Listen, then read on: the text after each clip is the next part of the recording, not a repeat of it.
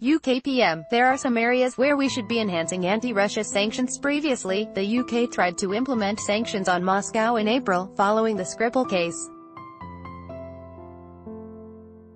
According to Prime Minister Theresa May, she would press for increasing of the sanctions at a summit of EU leaders later in June. There are many issues that the European Union leaders will be discussing at the June European Summit, including the important issues of sanctions against Russia.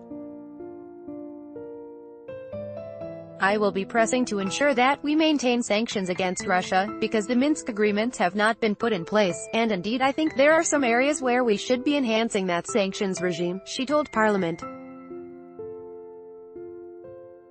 The relations between London and Moscow have undergone a huge shake over the Skripal poisoning of the former Russian intelligence agent Sergei Skripal and his daughter Yulia in Salisbury.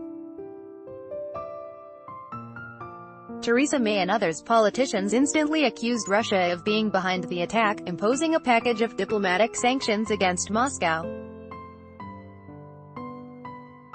This led to the expulsion of over 100 Russian diplomats from the European countries, US, and other allies of Britain.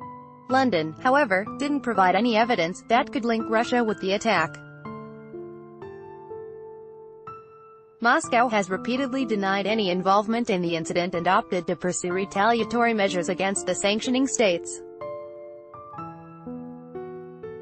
Brexit talks. Prime Minister May also addressed the Brexit deal, stressing that the Parliament can't be allowed to overturn decision of the Brexit referendum.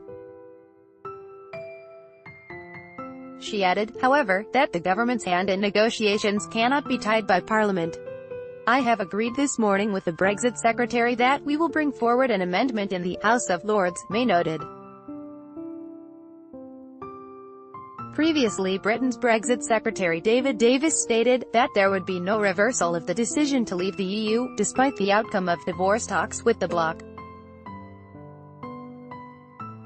The United Kingdom voted to leave the European Union in a referendum in 2016.